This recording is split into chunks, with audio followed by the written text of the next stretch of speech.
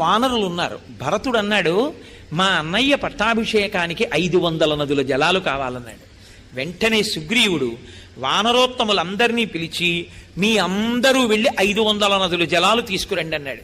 వాళ్ళు సూర్యోదయంలో బయలుదేరారు, బ్రాహ్మీ ముహూర్తంలో. అంతే, చక్కగా పట్టాభిషేకం వేళటికి మంటపంలోకి 500 నదుల జలాల్ని వాళ్ళు తీసుకొచ్చారు. ఎలా తీసుకొచ్చారో తెలుసా అండి? మామూలుగా తీసుకురాలేదు. పట్టాభిషేక సర్గందుకే శ్రీరామనవమి నాడు పారాయణ చేస్తారు. ఏ దిక్కుకు వెళ్ళినప్పుడు ఏ పవిత్ర వస్తువు కనపడితే దాన్ని ఆచ్ఛాదించి తీసుకొచ్చారు.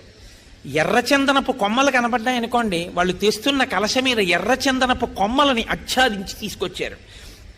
అలా ఆ నదుల జలాల్ని తీసుకొచ్చారు. నదీ శతానాం పంచానాం జలం కుంభేషు చాహరన్. 500 నదుల జలాలతో అభిషేకం జరిగిన వాడు రామచంద్రమూర్తి ఒక్కడే. పూర్వాత్ సముద్రాత్ కలశం జలపూర్ణమధానయత్